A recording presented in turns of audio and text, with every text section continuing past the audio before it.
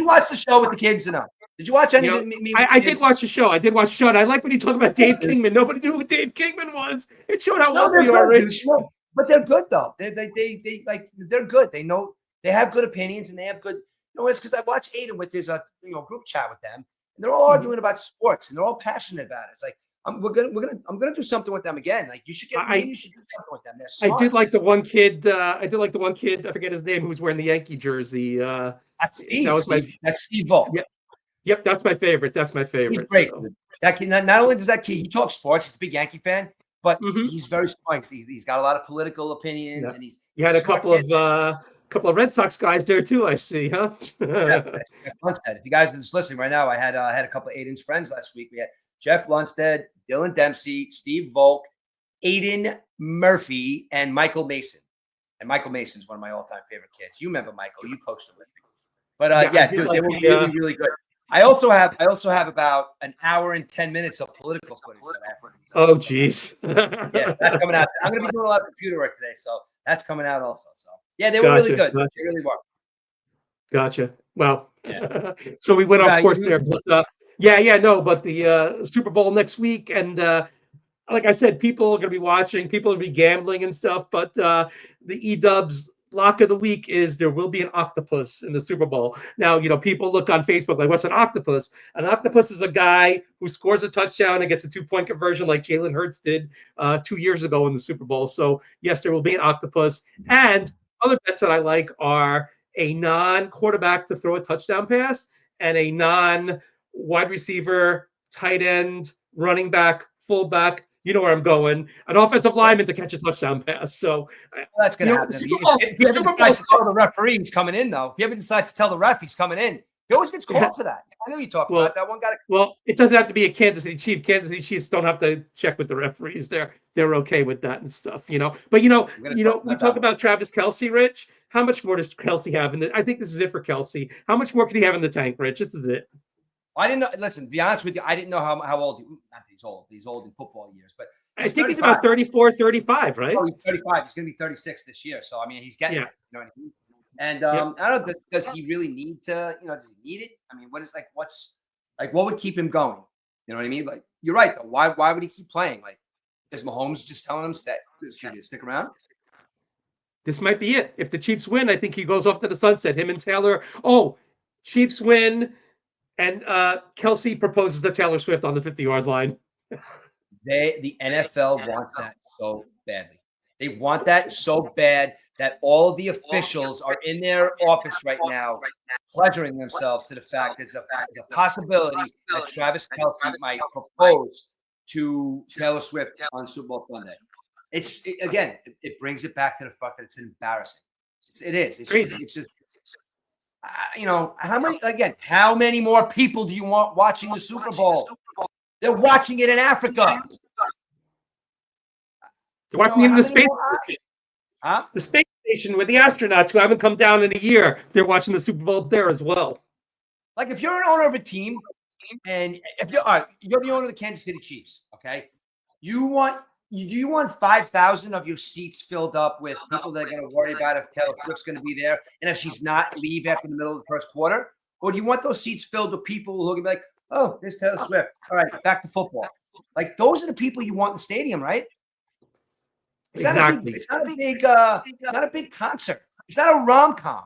NFL's not a rom-com with stars, Travis Kelce and Taylor Swift. Oh, it's great. Taylor Swift gets the guy at the end of the movie. It's not a rom-com. The NFL is a thriller. It's a beastly, manly thriller. It's not a rom-com. I do enjoy rom-coms every once in a while, but not the NFL. They did have that. Did you see that Chiefs movie on Hallmark? It was the warm and fuzzy movie where the girl had the hat and she lost her hat and the grandma and grandpa had the seats from old Memorial Stadium in Kansas City. But yeah, it was a pretty good movie to watch, I guess. Think about that for a second. All these documentaries that come out. Oh, Netflix has a good documentary coming out about this athlete and Prime does, and Travis Kelce goes to Hallmark. So Taylor Swift was on the phone with CEO of Hallmark saying, Taylor, can you get Travis's documentary on our channel, please? Come on, bro. Hallmark is filled with Christmas rom-coms and women hiding from their spouses that abused them for years. That's what Yeah, but that's what those shows are about. Rich, I don't know if you noticed, if you know where Hallmark's home office is in Kansas City, so it kind of that kind of added to it as well. I don't care. I don't care about Hallmark. If Hallmark was in New York, maybe Aaron Rodgers would have a warm and fuzzy rom-com about him or something like that, right? Never in a million years. Love Aaron Rodgers or hate him, what he says is how he feels. And you know that's the truth, dude. You know that's the truth. What he said, if by chance the Taylor Swift situation was happening on the Jets, Aaron Rodgers would make that so uncomfortable for her that it'll be all over the papers, and that would never happen on the Jets because Aaron Rodgers is a man. That's why. Yeah, we would show Taylor Swift watching the Jets game from the Sheraton across the street from MetLife. She'd be in the hotel room. She wouldn't be allowed in the stadium, right? Then I'm really gone. And again, it has nothing to do with Taylor Swift. It has nothing to do with her music. It just has to do with the symbol that they're putting out there. Get more eyes on my TV, and I don't care if it's people that are not there to watch football. And that's Yeah, but you know what? I'm tired. I'm tired of it. We're going to be force fed this for another 7 days, Rich. I'm done with it. Give me Sunday 6:40 next week, and let's get it going, and yes. then get on to baseball season. But I want to just give you a couple of names out there, Rich. Alex Bregman, Pete Alonso, Jack Flaherty, Clayton Kershaw. I mean, in the NBA, there's no free agents left in 3 days when free agent starts. NFL, there's no free agent. The Major League Baseball just drags on. And I think they're going to change the rules on that because Pete Alonso should have been signed months ago, it seems, right? Well, I think. I have a lot to say about the Pete Alonso thing, but I think that the reason it's dragging on now is because somebody's embarrassed. Somebody's embarrassed. Somebody's like, I can't believe this. Now, Pete Alonso. Okay, it's going to sound crazy because I know Pete Alonso's his own man, but Scott Boras is a piece of shit. And I say that with integrity because he's a piece of shit. Now, let's rewind to high school Pete Alonso, okay? High school Pete Alonso is the best player on his baseball team, and if the kids on his team asked him to shotgun 10 beers and smash his head into a wall, Pete Alonso would do that because Pete Alonso is impressionable. Pete Alonso is that guy that if somebody tells him something, he's going to be like, oh, really, really? So Scott Boras saw that in him. Scott Boras saw the fact that he could probably squeeze some more money out of the Mets if he just put Pete Alonso in the driver's seat. Pete Alonso telling the Mets that, you know what? I'm worth more than that. I can do more than that. You're not going to give me this amount of money. I'm going to go somewhere else. Right, Scott? And Boras like, yeah, right, Pete. Let's go. So he promised Pete Alonso that he was going to get him $100-some-odd million deal. Okay? Promised. Okay? Pete Alonso's like, all right, I trust you. You're my agent. Going on these things. Pete Alonso was not a $250 million player. Scott Boras sold him. It's his own fault, Pete Alonso, and said he's better than he was, which is what people are saying. He was also probably saying $763 million. I know he's Juan Soto, but they're going to give you 90, Pete. Now, Pete Alonso maybe recently got fed up. Maybe Jeff McNeil, who's his boy, had a real conversation with him and says, dude, what are you doing? Have you seen this lineup? I mean, I know there's going to be some embarrassment in the papers. I know, Pete, they're going to say you're a pussy because you put your tail between your legs, but you have to man up and take what they give you right now because you obviously didn't get that. You need to come here, take the most from the Mets, fire Scott Boras, and get plugged between Vientos and Juan Soto and hit 50 home runs between those two guys. That's a no-brainer. So I think at this point, it's to a point where it's a thing that Pete doesn't want to be embarrassed. He's going to come back to the Mets, but he doesn't want to be embarrassed. And I think the only thing that would save Pete Alonso from that embarrassment from asshole fans is fire your agent the day you sign your Mets contract in Scott Boras's blood. Stab him with the pen and sign your name in Scott Boras's blood and say you're fired. Yeah, Pete Alonso fits nowhere else, dude. Pete Alonso, the only reason why I say this, he's going to have to get a whole bunch of new guys that he's got to impress. Pete Alonso's a clown in that locker room. He's the jokester. He's the guy that everyone's like, oh, look at Pete. Pete's loved in that locker room. Why do you want to go somewhere else and start over and not be comfortable in your atmosphere? Come back home, come to the Mets, sign your contract, get your worth, and let's win a World Series. I was going to say, Rich, you had Aaron Judge hitting, you had Soto and Judge. Right now you have Soto. I'd be a little more comfortable having Soto and Alonso than Soto and Vientos, because Vientos is still the young player, hasn't really blossomed. But Pete Alonso's clutch. He had a bad year last year, but the previous 2 years before that were great. Also hit one of the most important home runs in Mets history to put him into the, to advance against after they beat Milwaukee into the Philadelphia series. So, don't Francisco you feel more Lindor, comfortable? as a Mets, I'm sorry, as a Mets fan, if you don't think that Pete Alonso hit one of the biggest home runs in the history of the Mets, that might have been the biggest home run in the history of the Mets. And Lindor went and did it the next day. So you got two players that hit the two of their biggest home runs, and Pete was one of them. Yep, exactly. And then you want him hitting behind Soto, though, right? You want that. Yes, 100%. Yes. Because Soto's great, but if you don't have a guy hitting behind him, you're gonna walk. He's gonna walk all the time, basically. And you know what though? Pete also has the Mets by a little bit of the balls too, because Pete played a pretty good first base last year. Defensively, he played a pretty good first base last year. Now you're gonna put Vientos there. Now Vientos proved he can hit the shit out of the ball, but Vientos played third base all last year. So now you're gonna ask Vientos to get more comfortable in another position.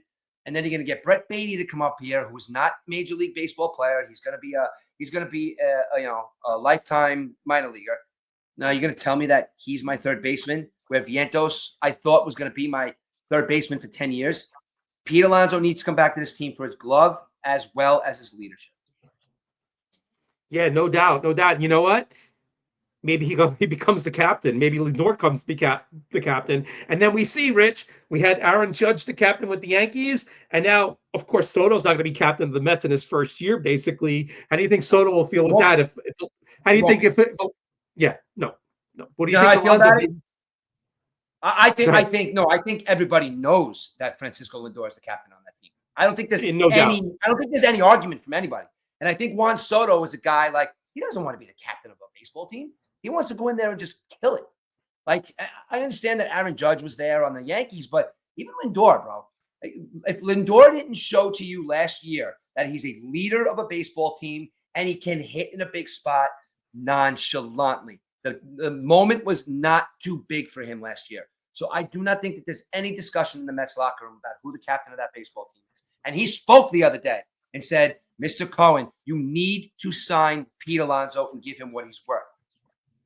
He's the captain of the baseball team, dude, and nobody is going to say anything otherwise. When Steve Cohen came in, Rich, everyone says he's going to spend. No, I just don't understand why he's not spending the money. He's got the money to spend, right? And the fans are booing him and Stearns at the Fan Fest last week. The Fan Fest that Juan Soto didn't even go to. You think Soto would have been there to say hi to the fans, But I don't get bothered by things like that. But I think that was a bad look for Soto. But I don't get bothered by stuff like that. But it was a bad look for Soto. Do you think the fans are frustrated by Uncle Stevie, Rich? Do you think they're he said he was.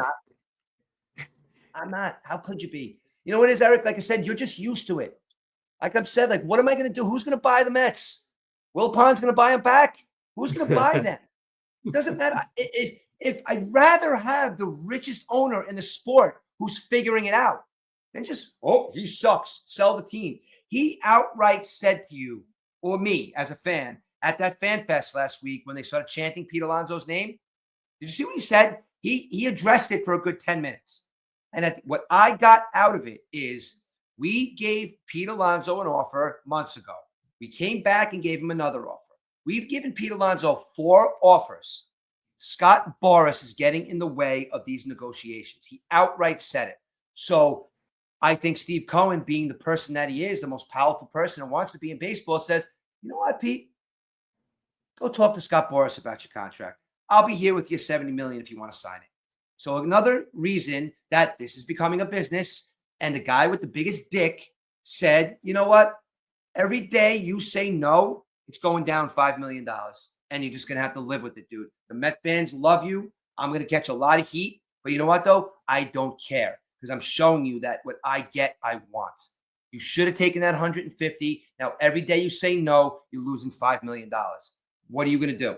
And that's Scott Boras' fault again. So I think Met fans are very delusional when they say, sell the team. Steve Cohen sucks. Shut up, because we've never had anything like this. We've never had an owner with FU money.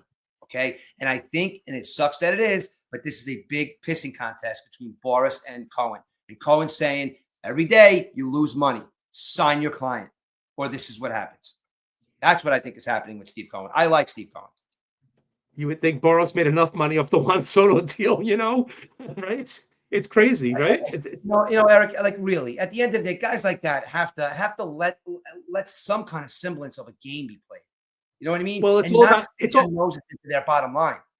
It's all about ego too, Rich. I think Boros, I think he wants to be, the guy, the guy who controls baseball, the guy who, look at last year too with Blake Snell and Montgomery too. He held them back. Those guys didn't sign contracts till February. Look what happens. They were injured most of the year. Of course, Snell got a nice deal with the Dodgers this year.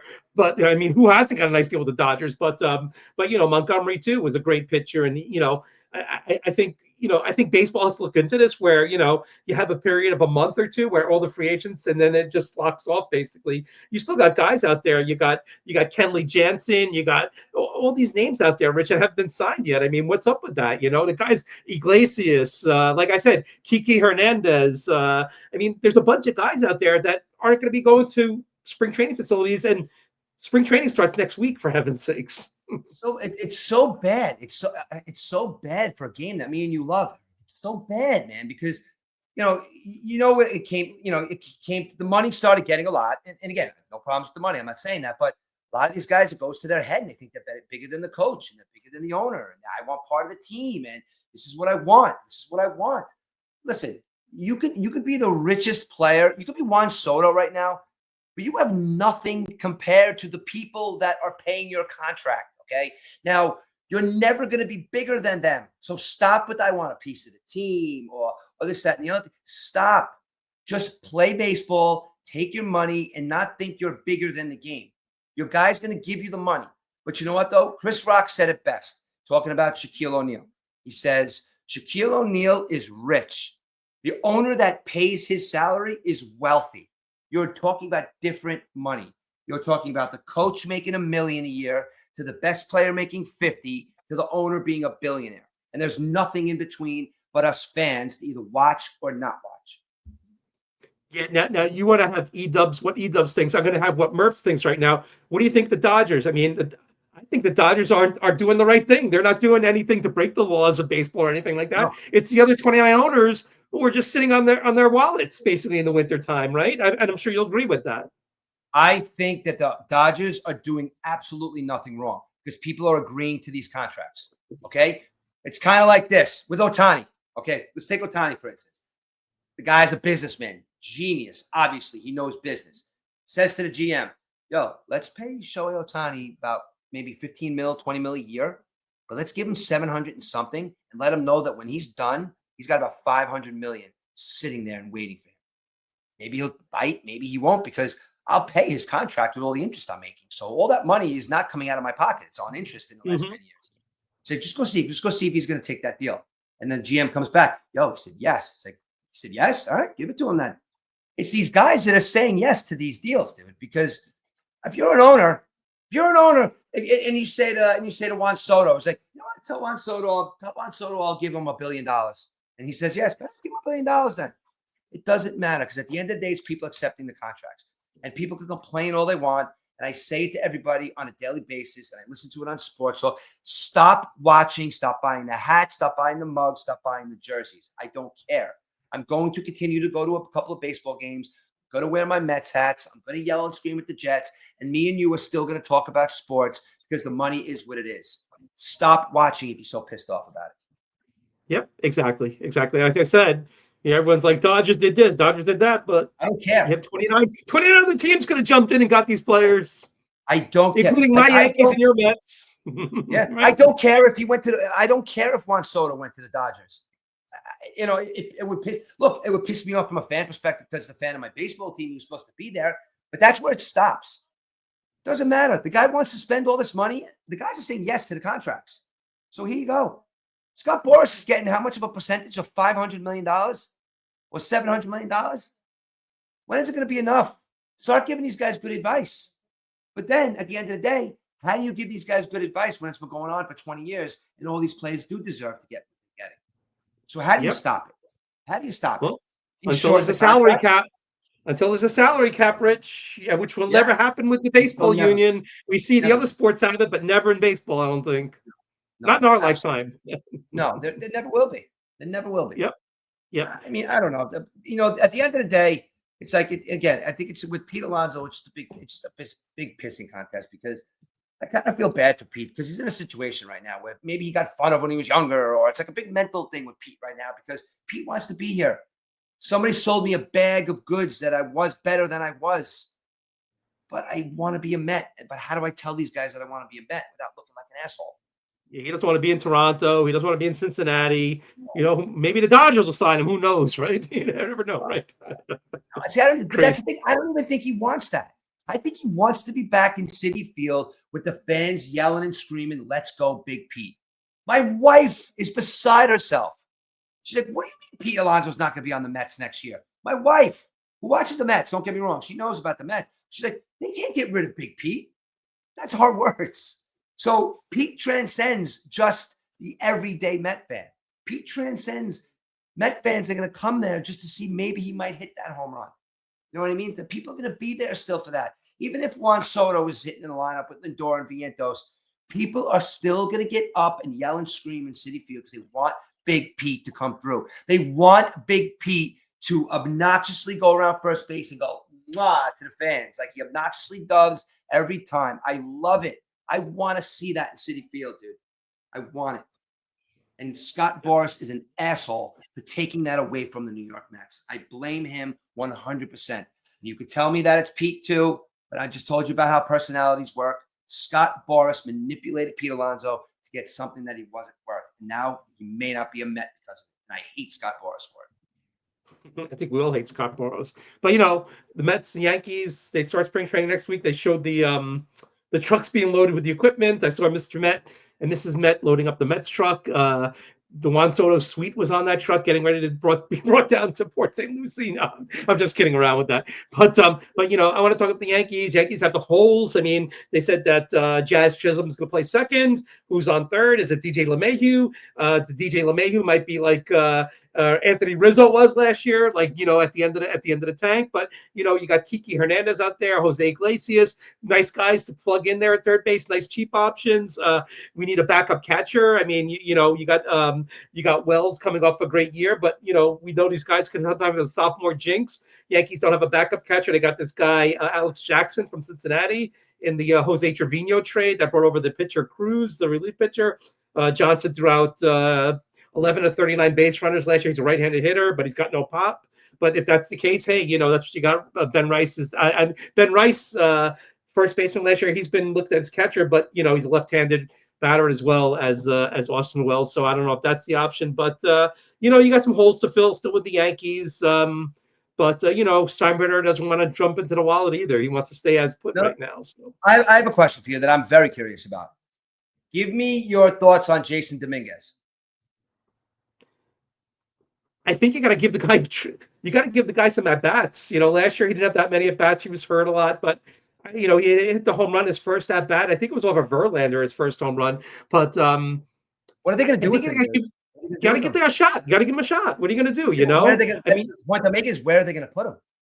They're going to put him in left field probably. You got Dominguez in left. You'll have Bellinger in center, and you want to move Aaron Judge back to right. I think that's the. Aaron Judge played center field a couple of years, but it's a wear and tear playing center field for any team. Center field's a wear and tear. I mean, look, Aaron Judge won the MVP 2 out of the last 3 years. I mean, the wall in Los Angeles prevented him from winning 3 MVPs in a row, basically. So I think putting Judge, but what's going to kill the Yankees is giving Judge that break at DH, and you're not going to be able to play Stanton because you're not going to have Stanton play the outfields.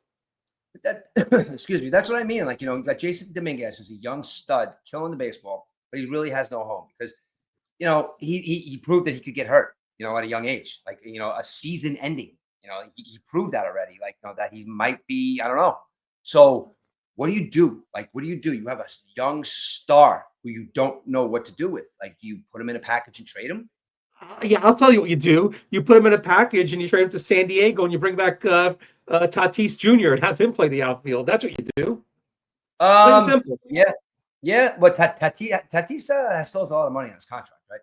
Got a lot of money on the contract, but Yankees aren't paying Soto anymore. So I mean, right? Yeah. If they would have paid Soto that money, I still think you got Tampa Bay renting out the Yankees facility in Tampa. There's 15-18 million dollars a year. There is money there, Rich, to bring in these guys.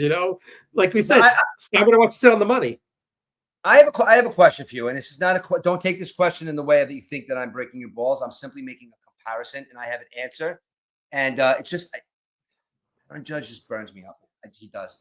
Now, Game 7 next year, okay? Game 7, okay? It's either the Mets or the Yankees against the Dodgers, okay? It's one of them. Let's say it's Game 7 against the Dodgers in the NL Championship, and it's the World Series, okay? Game 7. Tied 3-3, 4-3, first and second. Okay, this is the World Series. Who do you want on your team at that point? I'm saying for this season, up until this point, who do you want up in that spot? Aaron Judge or Francisco Lindor?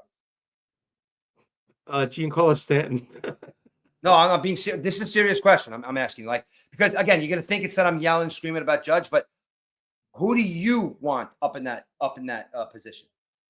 Well, what got lost in the shuffle is the last 2 games of the World Series, Aaron Judge was actually hitting. So maybe the worm turns after a while, Rich. Maybe it's not based on maybe he comes around now and stuff. I mean, everyone faults the drop fly ball in center field, but he did hit home runs in Game 4 and 5, and he was batting .333 in those 2 games. So all kidding aside, but Lindor has.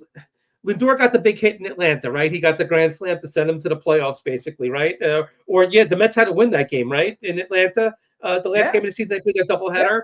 But it's a tough one to say, Rich. I don't know. Grand slam in Philly. Forget about the grand slam he hit in Philly. The solo shot he hit 4 home runs, dude, and not like bullshit A-Rod 19-3 home runs. Like, right, of he course. hit big home runs and made big play after big play.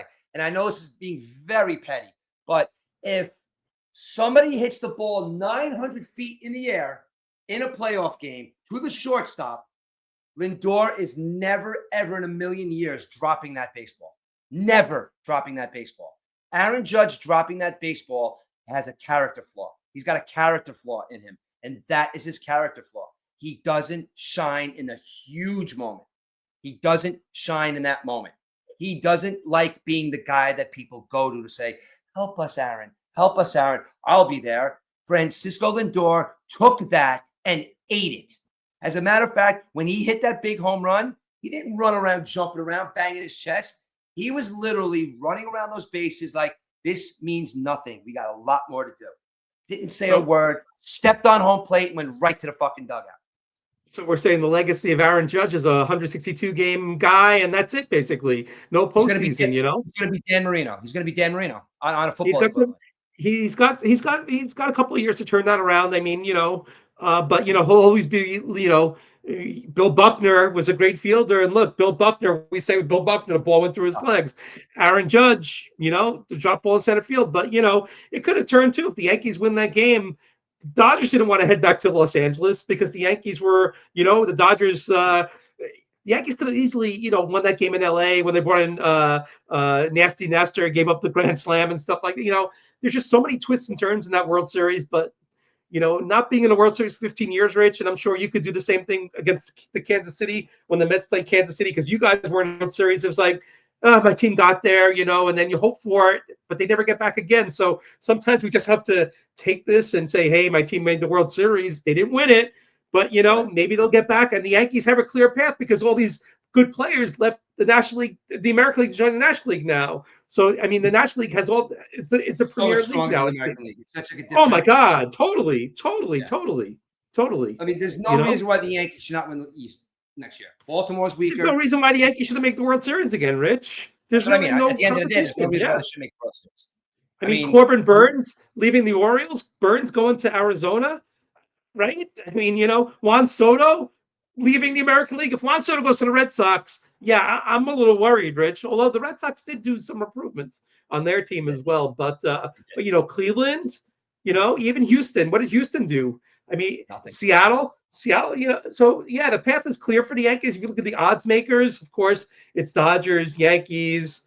I forget the third team, maybe the Phillies or the Mets, but it's just the Dodgers going to win the World Series, Rich. Let's put it that way. But like we said, the paper never wins a World Series. It's what you do on the field. So No, it doesn't. No, it doesn't. Like you could have every player, every superstar at their although the position. Dodgers are going to sign Clayton Kershaw and have like a 7-man rotation, basically. So But can Clayton Kershaw still pitch? Like I understand he's a lock Hall of Famer. I understand that, but can he still pitch? Is well, he still? what about Quintana still out there? You would think Quintana would have signed with somebody, right? Even come back to the Mets, right? Even as I think the Mets should sign him just as an innings eater. I mean, that guy he let up a lot of big home runs, but he pitched a lot of innings for us, and he How came do you up feel about big in a lot of spots. How do you feel about Clay Holmes being a starting pitcher? Like I said, I really don't know too much about Clay Holmes being a starter or a reliever. I just know that a lot of times, relievers coming in to be starters doesn't work out too good.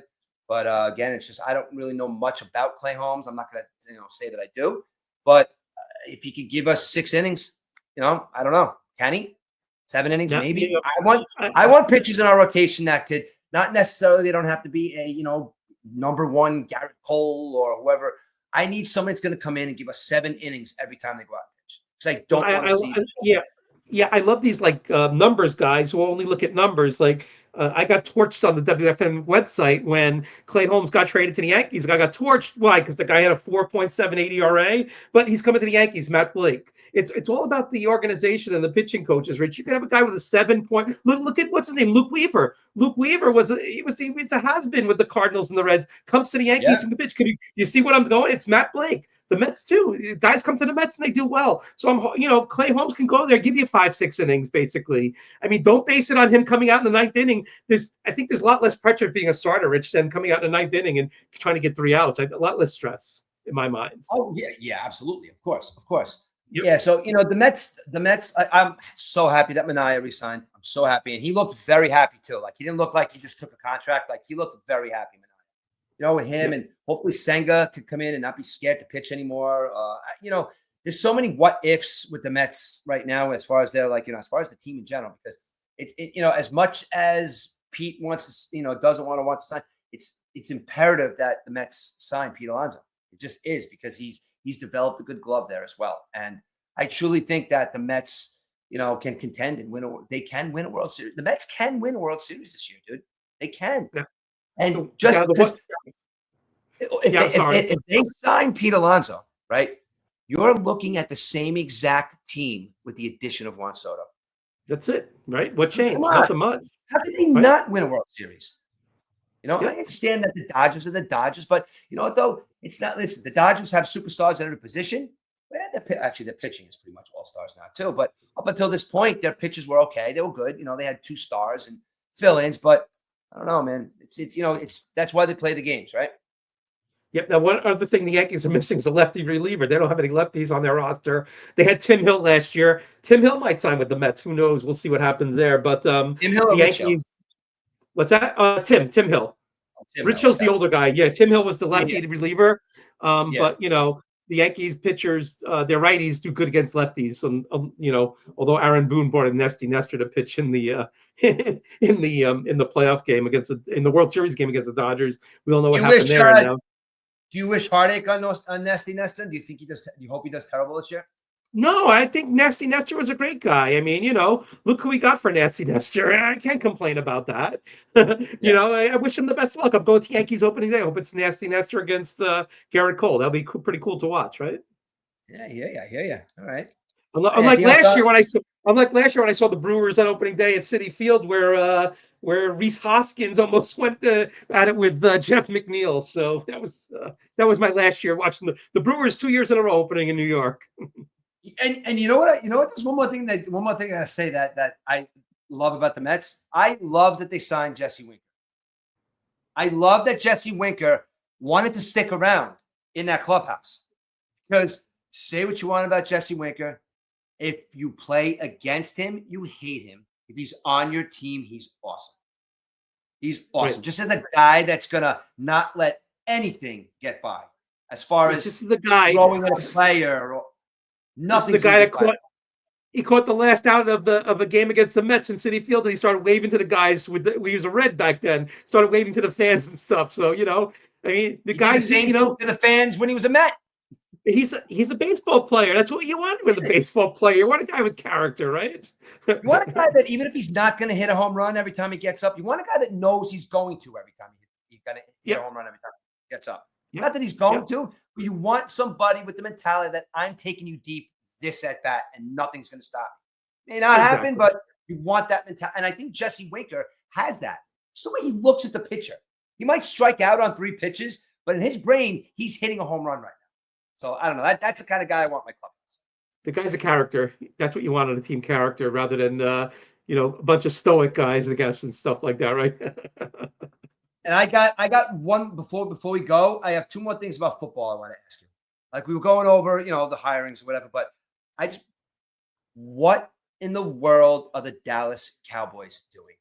Brian Schottenheimer is the head coach there. What's going on there? Like, they're the Dallas Cowboys. Brian Schottenheimer's been in the league, right? Does he have 6 Super Bowls? Trying to catch lightning in a bottle. Rich, you're trying to catch lightning in a bottle. His dad. That's based on his name, last name. His dad was a great head coach that never won a Super Bowl. Never won a Super Bowl, right? Yeah, exactly. Brian Schottenheimer is his son. That's like he's always been Marty's son. He's the head coach of the Dallas Cowboys right now. What does that say to you as a fan? I don't know.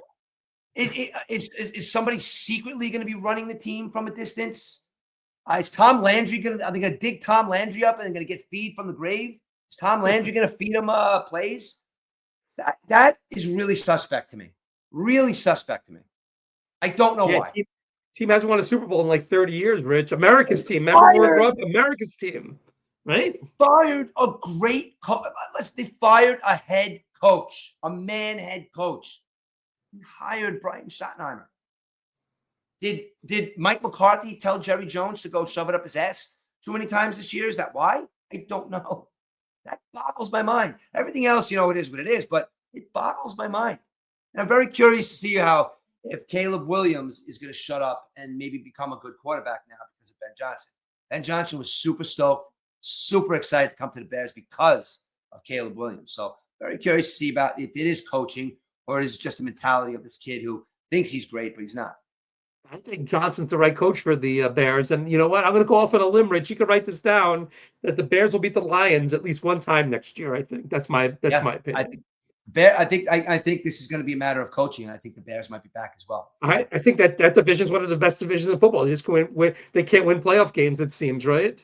No. I mean, what do you think about this guy, this Dan Campbell guy? I mean,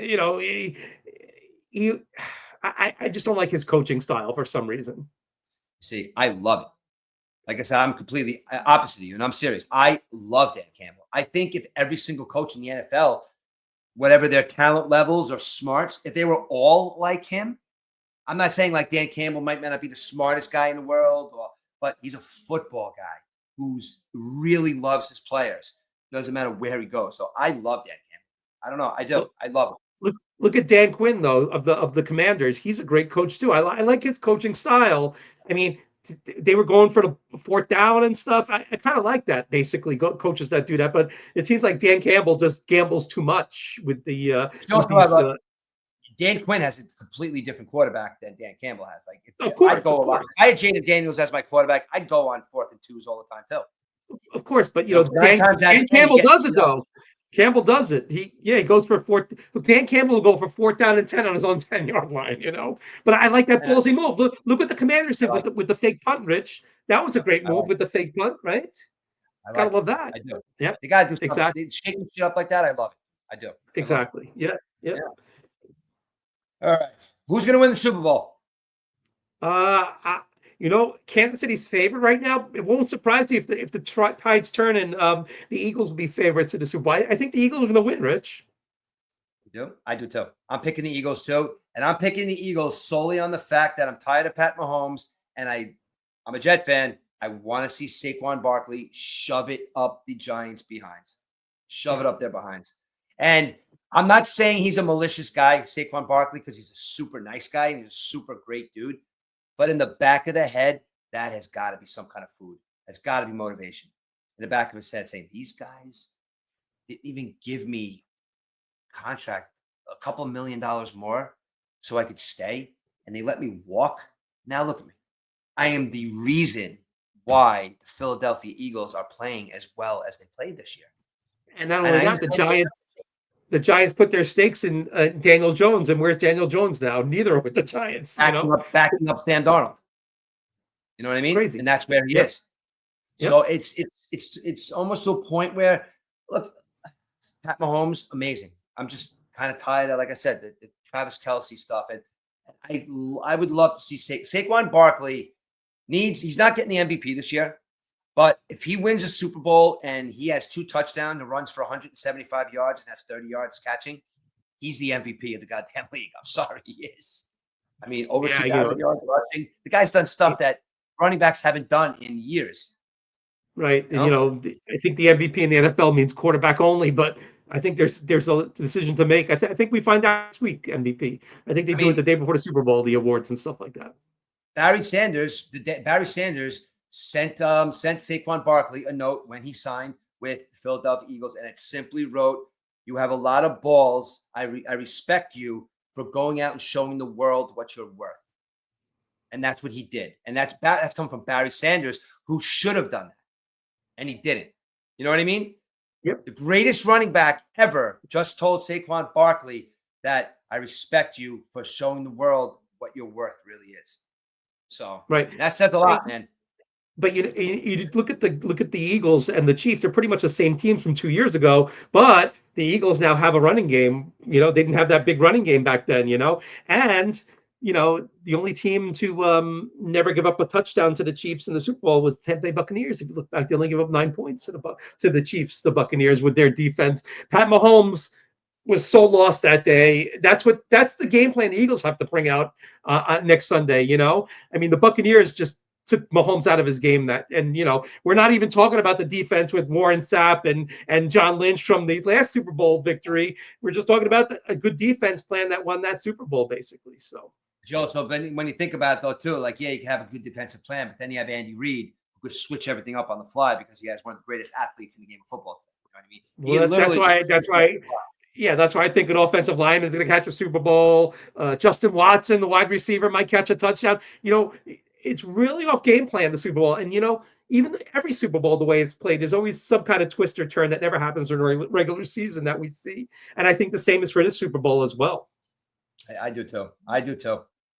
All right.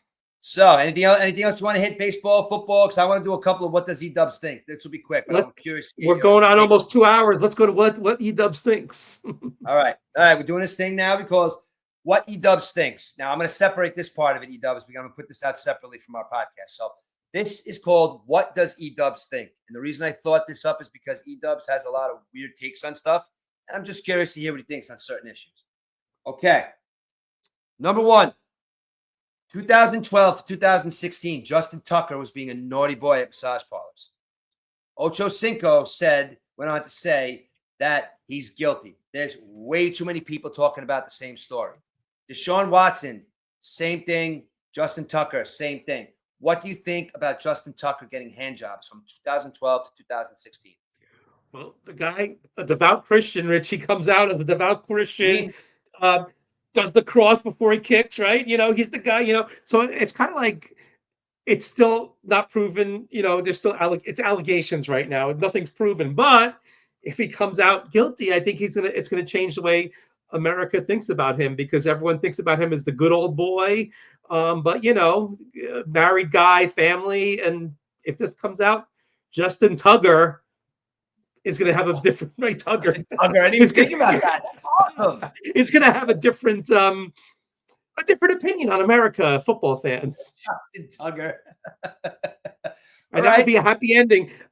A happy ending to his career, I should say, right? No pun intended. should if they say it's no big deal, should Deshaun Watson have a problem with that?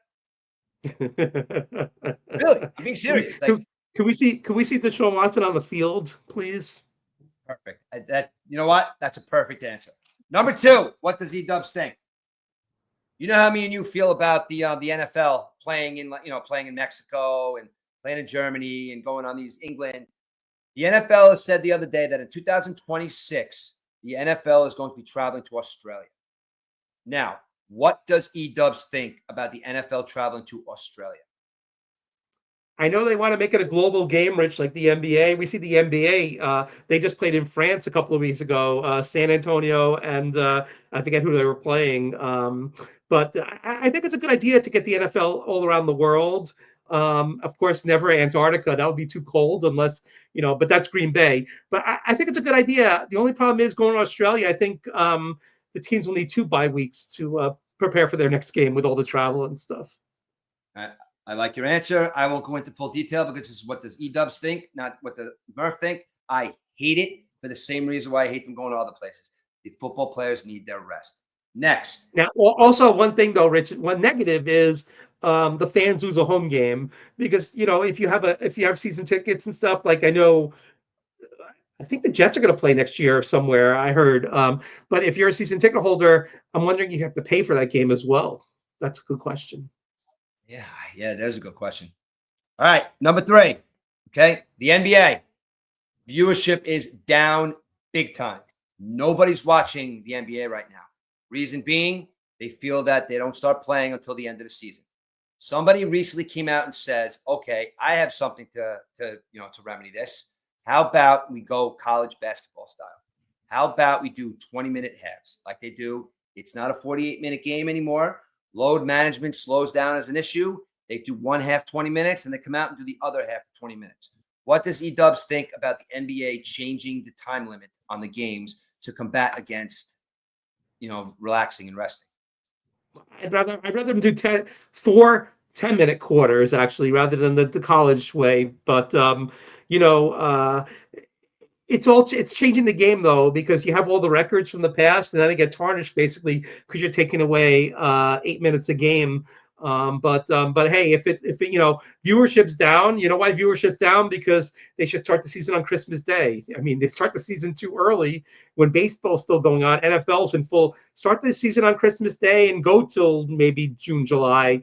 Maybe play a couple more games a week than they do right now. We see teams now in the same conference that spend 2 days in each city. Let's say like Cleveland going to the Knicks, they'll play the Knicks twice, like they do in baseball, of course, like a series, rather than playing in Cleveland and then going back in April and playing again. So maybe there's some kind of solution to that. But load management, it'll never go away. But I think LeBron James is doing the right thing this year, but he has only missed like 4 games in the first 50, let's say, for the Lakers. So I think there is some rules now with load management, right? Where they have to play us on road games, or I don't know what it is, but yeah, I think shortening the games might be a good thing.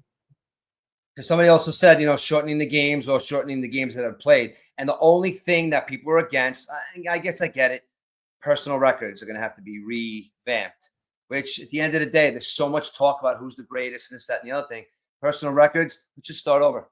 Points. Now, okay, points. On the flip side, they wanted to shorten the baseball season, but I don't like that because the more baseball, the better, in my opinion. I think baseball at its level right now is perfect. The only thing that hinders that is the Northeast in November weather. But other than that, baseball, 162 games, it's perfect. But Rich, look at the World Series. Look at the World Series last year. It was the first game at Yankee Stadium. It was 70 degrees. People were in short sleeves. So you never know what the weather's going to be in April. You never know what the weather's going to be like in October. The weather can be cold in May, for heaven's sakes. Question number 4. It's been really gaining a lot of traction. And I don't like admitting this, but there's something going on. Are the referees favoriting the Kansas City Chiefs in their games just to see the Kansas City Chiefs win football games? Very controversial, Rich, but we've seen so many calls go the Chiefs' way that I think it is basically there's a bias there. It's just crazy the way the Chiefs are winning these games. They had so many close calls throughout the season, Rich. Even in the playoffs, there were some questionable calls. It seems like, you can't get within 5 yards of Pat Mahomes, and if you do, you're going to get called for a roughing the passer. But I think the NFL wants the Chiefs to win the Super Bowl, and I think the NFL Chiefs want the Kelsey and Taylor Swift thing to go on. But you know what? Once Kelsey retires, I think we're back to the old NFL of 2020, I guess. Yeah, I guess. I hate to say that you could fix the sports, but it's so enraging to me though that you would that people would let this happen. And now, from a perspective of winning and losing, now, do you feel better if somebody makes exceptions for you to win? So that means you really didn't have to do anything to win. You were being helped to win. Or would you rather win on your own merit and say, F that, no one's helping me. Referees aren't helping me.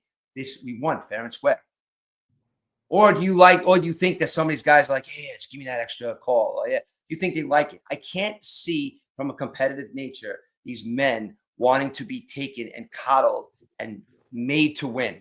Or these quarterbacks who have played their position their whole life trying to make plays, getting these ridiculous calls on them. Basically treating them like flag football players. Drives me crazy, Eric. But well, I guess we'll know 10 o'clock p.m. next Sunday, Rich. If the Eagles win, then we can throw question number 4 out the window, basically. And I got a question for you. You're Jason Kelsey. Who do you root for if you're Jason Kelsey? I root for my brother. Really? Honestly, even though you spent 12 years with the Eagles, huh? You still root for your brother, huh? My brother. And listen, I root for my brother. And do you know why? This is the reason I root for my brother. I root for my brother because I've always said this, and if anybody doesn't say this, they're a liar. If you have a kid that's amazing at whatever sport it may be, you're a die-hard Yankee fan, and the kid shows up at third base for the Boston Red Sox, you're a goddamn Boston Red Sox fan. That's my perspective. Yes, you have your Yankees in your heart. That they're my team. But at the end of the day, you really want to see your brother or your son or your family member lose unless you hate them. And it seems like Jason Kelsey and Travis Kelsey have an insanely good relationship. So you really want to see your brother lose unless I'm going against you.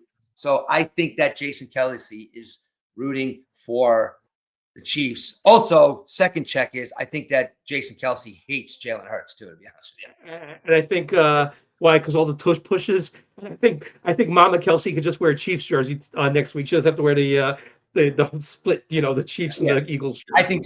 I think Jason Kelsey is a perfect example of doing this goddamn push again. Jalen, just be a quarterback, bro. No, really, and I'm being serious because every time I see that push, it drives me insane. Yes, it works. Yes, it does, but it's boring football.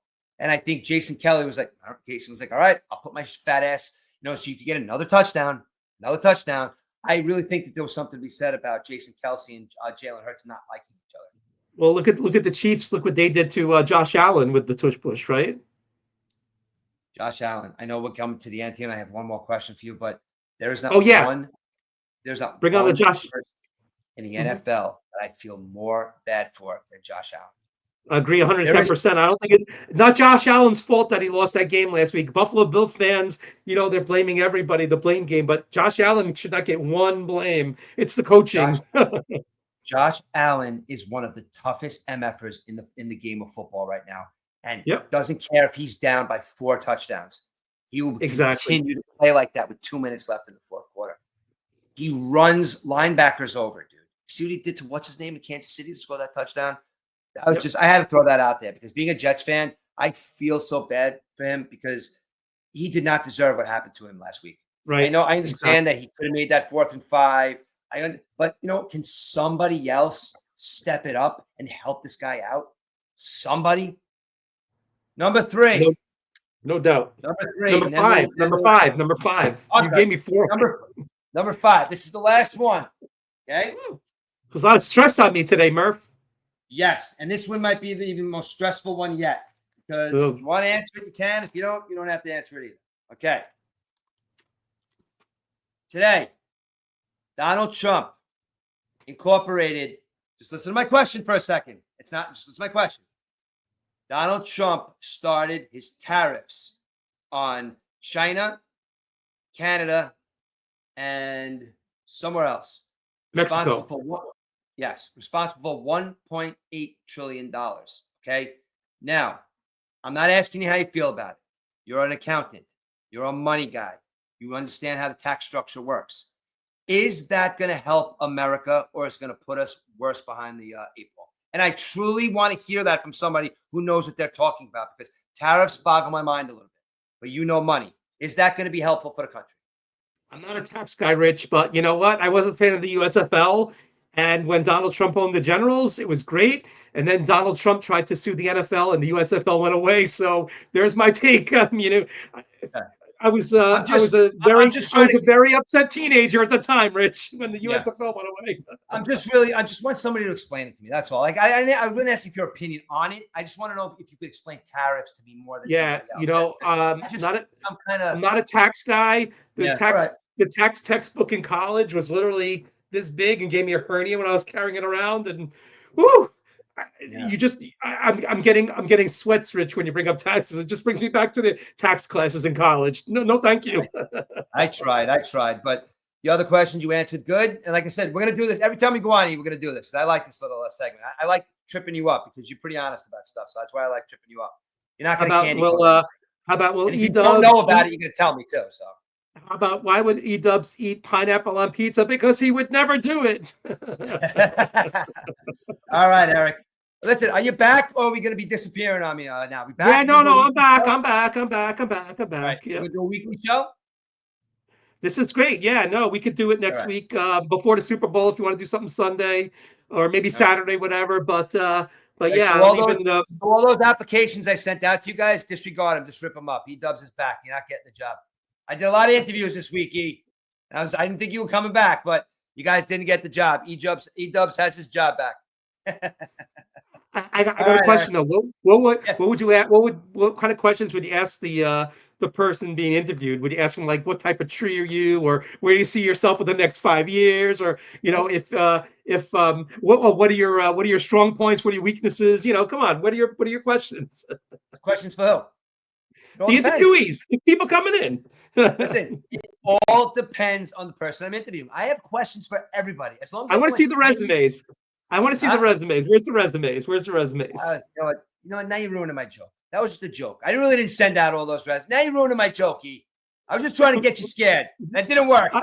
I thought those 21-year-olds on the couch were submitting resumes. Well, listen, in their own way, they were, because you're going to see a little bit of them. Because you know what? But then A I couple of heard they guys didn't want to know. go talk. But then I heard they didn't know who Dave Kingman was, and that's like, nah, not good. You got to really be on top of your game and stuff. So But I almost like the honesty of that, though, too. I almost like the innocence of that. You know what I mean? So, like I said, they're going to come on and talk with us, too, because they do not all of them all the time, but we are going to get to talk to them.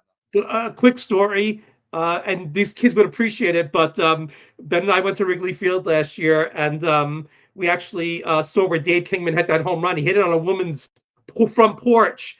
And being that there was a time delay on the TV, the woman didn't even know the ball hit the porch till like 10 seconds later, basically. She goes outside and she gets the ball. How about that, huh? Crazy. That's awesome. It's awesome.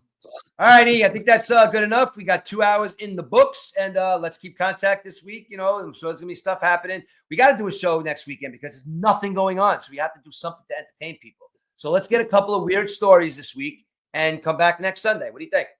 I got a question, Murph. How about you do Super Bowl trivia to Edubbs? I will. Get some questions, right? Great idea. Great idea. I'll have Super Bowl. You know what? Next week, Super Bowl trivia with Edubbs, and I'm throwing that out there. If anybody wants to go head to head, you're more than welcome to either come sit next to me or have one of these little boxes. I have 6 of them. You can have one of these little boxes if you like. So if anybody wants to go toe to toe with Edubbs next week on Super Bowl trivia, let me know, and there will be a prize. All right, E. Just remember, 8 million pounds of guacamole you'll be eating next Sunday. I love guacamole and dip too. All righty. On that note, thanks a have lot a great again week. for all the fun stuff, and I'll talk to you this week, man. Eagles going to win the Super Bowl, right? Yeah, Eagles win the Super Bowl. Close game, though. Close game. All right. And I'll talk to you next week, and I'll get that stuff going this week. So, all righty. It was a pleasure, and I'll talk to you next week, my friend. Murph, take care, man. Good talking to you. All right, dude. Later. Okay, bye.